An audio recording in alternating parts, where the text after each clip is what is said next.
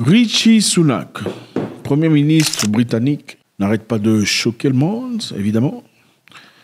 Cette fois-là, dans une histoire frénétique, il vient de demander aux entreprises qui embauchent des jeunes sortis d'université. Il n'a pas dit n'est pas embaucher des jeunes issus d'autres pays, des jeunes qui sont évidemment légalement vivant au Royaume-Uni, mais il a dit, si vous embauchez un Anglais, vous ne payez rien. On parle évidemment des entreprises, mais si vous embauchez un jeune homme de l'Inde, par exemple, qui a étudié légalement au Royaume-Uni, désormais, vous aurez à payer 30 960 livres sterling au gouvernement, par tête. Dans sa démarche, évidemment, de vouloir empêcher, décourager l'immigration. Rishi Sunak. Évidemment, quand on parle des hommes britanniques, généralement, on a l'impression... généralement, nous savons que les hommes britanniques ont des yeux bleus, hein, cheveux blancs ou roux. Sunak est un cas particulier. Il faudrait le dire, évidemment, parce que Sunak est engagé dans un combat effréné contre l'immigration, c'est-à-dire on ne veut pas que vous partiez là-bas. Pourtant, c'est un monsieur qui, apparemment, c'est ce qu'on dit, hein, ses parents sont issus des Indes. Ce sont des gens qui ont eu une opportunité d'aller en Afrique, y faire du business, ils ont fait de l'argent et ont ensuite voyagé pour partir en Angleterre, où il a fait sa formation et aujourd'hui, avec beaucoup de chance, est devenu Premier ministre d'Angleterre, ou Premier ministre du Royaume-Uni. Mais Sunak, évidemment, dans son parti politique, des conservateurs, ne veut pas que vous et vos cousins et vos amis ayez la même opportunité.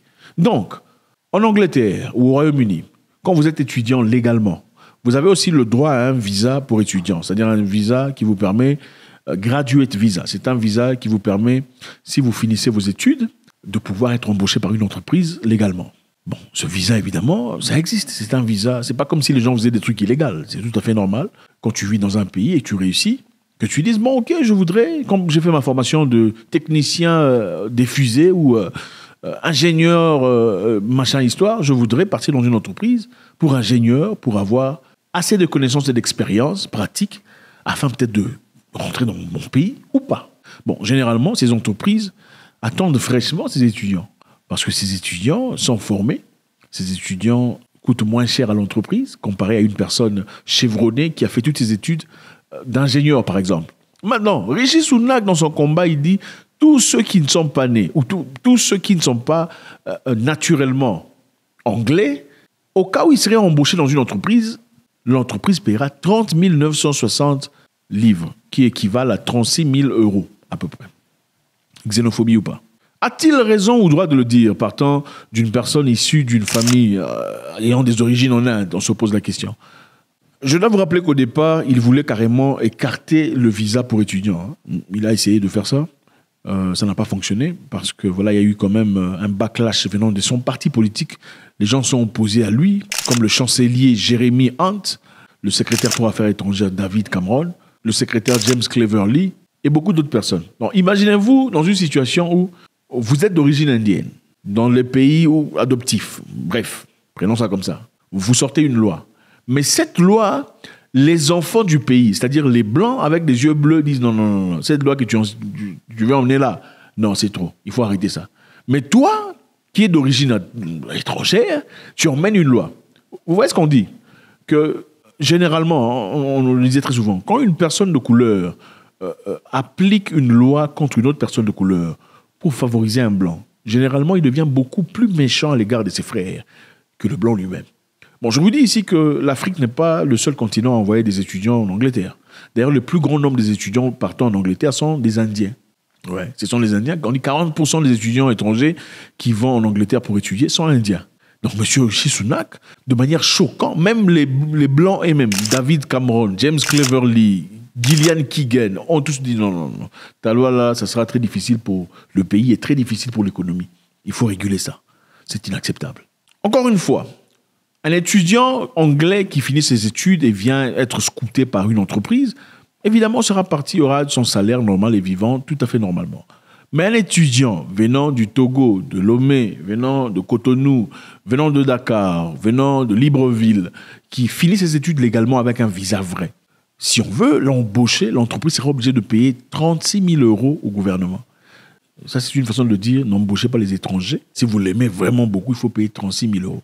Maintenant, dites-moi combien de gens, combien d'entreprises sont prêts à payer 36 000 euros comme ça seulement pour te faire plaisir à toi. C'est ça. Alors, est-ce que l'Angleterre, je ne parlerai pas de Rishi Sunak, parce que bon, Rishi Sunak, c'est notre cousin.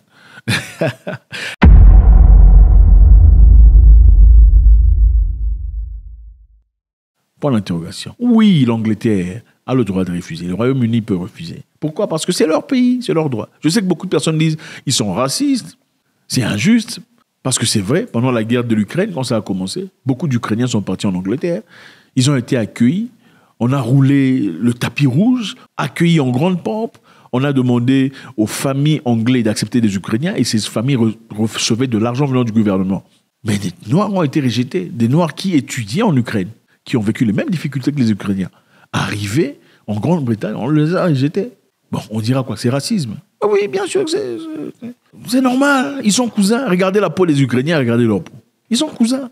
Bon, si vous êtes béninois et qu'il y a un Togolais qui est en difficulté, mais aussi il y a un Singapourien qui est en difficulté, toi, tu vas aider qui? Non, tu es béninois, il y a un Togolais en difficulté ou un Ghanéen, mais il y a un Singapourien aussi en difficulté. Tu vas aider qui? Bon, je sais que vous aussi... Bref, vous avez compris la leçon. Maintenant, est-ce qu'ils ont le droit de refuser toutes ces personnes venant d'ailleurs? Ils ont le droit de le faire, c'est leur pays. Regardez les choses clairement, et vous remarquerez que l'Angleterre, malheureusement, n'est pas un si grand pays. Okay? Ce n'est pas un grand pays. C'est un petit pays, on ne peut pas accueillir tout le monde. On ne peut pas accueillir tout le monde. Pourquoi tout le monde quitte son pays pour aller là-bas? La question est simple. C'est parce que la plupart des gens trouvent qu'il y a des meilleures opportunités chez eux en Angleterre qu'on ne pourrait en avoir à la maison. Pourquoi on n'a pas les mêmes opportunités à la maison? Parce qu'évidemment, nos gouvernements sont dirigés par des maniaques. Et ces maniaques, pourquoi ils ne sont pas tombés? Les maniaques ne tombent pas, c'est très simple. C'est parce qu'il y a des lâches. Qui sont les lâches? Les lâches sont simplement les gens qui sont associés à ces maniaques. Les lâches sont des gens qui mangent du plat des maniaques. Les lâches sont des gens qui sont cousins, neveux, frères, apparentés aux maniaques. Pourquoi sont-ils lâches? Parce qu'évidemment, quand tout le monde pleure, pendant qu'il n'y a pas de route, pendant qu'il n'y a pas d'école, il n'y a pas d'hôpitaux, il y a un groupe de gens qui mangent avec ces maniaques. Et ce groupe de gens qui mangent avec ces maniaques, accompagnés par leurs membres de famille, ne peuvent jamais se lever avec vous pour aller combattre ces maniaques. C'est aussi simple que ça. Puisqu'il y a des gens qui ne peuvent pas se lever pour combattre avec vous. Parce que si l'Afrique se mettait ensemble, les Africains se mettaient ensemble pour lutter contre les dictateurs, tous ces gens qui viennent au pouvoir pour détruire, pour s'enrichir, pour tout ça, les choses seraient changées depuis très longtemps. Pourquoi ça ne change pas? Ça ne change pas parce que votre ennemi à vous, en réalité, sont les frères, les cousins, les neveux, les gens qui attendent le bol du riz venant du maniaque. Et c'est ça, c'est cette lâcheté qui pousse que l'Afrique n'avance pas. C'est aussi simple. Regardez, observez le lion. Le lion est très fort, c'est un animal farouche. Tout le monde a peur du lion. Ok? 2 hyènes ne peuvent pas résister devant un lion, ce n'est pas possible. Mais regardez quand il y a 15 hyènes, devant même le lion, le roi de la forêt, il commence à se poser des questions. Quand il y a 2 hyènes seulement, ou 3, ils peuvent avoir très peur. Mais quand il y a plusieurs hyènes, 9, 12, le lion perd ses sens, perd ses pouvoirs.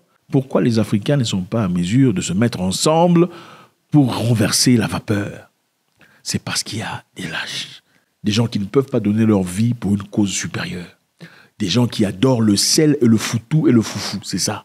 Des gens qui préfèrent vivre dans la pauvreté, dans la misère, dans la peine, pourvu qu'ils respirent. C'est ça le problème. Vous savez, je pourrais entrer dans des détails qui vont déranger beaucoup de personnes.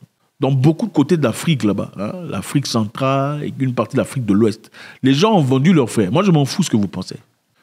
Les gens ont vendu leurs frères par lâcheté. Tu vends ton frère. Prenez les Blancs, emmenez les Africains, c'est par lâcheté. Certains ont même coupé les mains de leurs frères. Les Congolais ont coupé les mains de leurs frères. Je dois vous rappeler ça, comme ça vous allez comprendre. Vos ancêtres ont coupé les mains de leurs frères. Ce n'est pas le roi Léopold II qui est venu en Afrique pour couper les mains. Il n'a pas coupé les mains. Léopold II a donné des ordres. Mais est-ce que c'est lui qui a coupé? Ce n'est pas lui. Pourquoi ces soldats-là, Congolais, les Akaris, pourquoi ne pouvaient-ils pas dire non, je ne couperai pas la main de mon frère? Si on vous donne un marteau ou une machette, on vous dit aujourd'hui, va couper la main de ta mère, tu vas couper? Non, vous allez couper ou pas? Attendez, on vous donne une machette, on dit, va couper la main de ton enfant, tu vas couper ou pas? Pourquoi ces gens-là coupaient les mains de leurs frères? Pour les intérêts des Blancs. C'est des lâches. Et la lâcheté est héréditaire. Et on s'étonne aujourd'hui, il ne faut pas s'étonner, c'est une lâcheté héréditaire. Quand le papa a une grosse tête, il y a de grandes probabilités que l'enfant ait aussi des grosses têtes, ou leurs petits-enfants. C'est comme ça. Quand le papa était lâche, le grand-père, les petits-enfants sont aussi des lâches. Regardez les Sud-Africains. Les Zoulous se sont battus. Les Zoulous ont résisté aux Anglais. Ils n'ont pas vendu leurs frères. Les Zoulous ne sont jamais partis en esclavage. Les Zoulous ne sont jamais partis en esclavage. Ils se sont battus avec leur matraque, leur machette, leur histoire là comme ça. Ils se sont battus, ils sont tombés. Au nom de l'honneur. Ils n'ont pas dit, oh non, c'est l'homme là qui a commandé, je dois couper. Non, mais les Anglais étaient très forts. C'était la puissance la plus forte à l'époque. Ils ont combattu les Anglais. Ils ont combattu les Hollandais, les Boers. Ils ont résisté, ils ont gagné, ils ont perdu. Mais ils n'ont jamais vendu leurs frères. Les Mahomao du Kenya, qui se sont battus contre les Allemands. On les a vidés. 300 000 parmi eux étaient tombés. 300 000 Mahomao ont perdu la vie dans leur combat. Mais ils ne se sont pas vendus entre eux. Ils n'ont pas coupé les mains de leurs frères. Ils n'ont pas vendu d'autres en esclavage. Moi, d'ailleurs, si j'étais là pendant l'esclavage, quand on emmenait les gens, on allait me tuer. Parce que moi, je ne peux pas volontairement entrer dans le truc là. Oh, je vais entrer dans les bateaux pour partir. Ah. Vous aimez trop la vie au point où vous vivez comme des esclaves, mais pourvu que vous viviez. Ça me dépasse. Les humains ne sont pas égaux. Moi, je préférerais qu'on me tire dessus à bout portant que je tombe au lieu de partir travailler dans les champs. Je suis sûr que parmi ces personnes, il y avait certains qui ont fait ça. Qui sont tombés. Les autres, les lâches sont partis. Je suis désolé. S'ils n'étaient pas lâches, donc on leur avait menti, disant, écoutez, vous partez seulement pour 2 semaines, vous allez rentrer. Ça, c'est peut-être la théorie que je pourrais accepter. Disons qu'ils n'étaient pas lâches, mais on leur avait menti, disant qu'ils ne partaient que pour 2 semaines pour rentrer plus tard. Parce qu'une personne, on te dit, pars, va, tu ne rentreras jamais. Tu vas aussi comme ça, comme un agneau. Ah. Rishi Sunak, on rentre sur notre histoire de Rishi Sunak. Je suis fatigué de vous, je ne sais même pas comment dire. Il y a des hommes forts ici, on a besoin de vous. Rishi Sunak a dit 30 960 €, non, livres sterling, pour chaque entreprise qui osera embaucher un jeune homme qui finit ses études en Grande-Bretagne, voulant travailler. Racisme ou pas. A-t-il le droit de le dire, partant de son histoire à lui? Faites-moi savoir ce que vous en pensez. Votre commentaire est nécessaire. YouTube nous dit aussi que beaucoup parmi vous suivez les vidéos, mais vous n'êtes pas abonnés. Je vous encourage de le faire. Ce sera toujours avec beaucoup de plaisir de vous lire. God bless.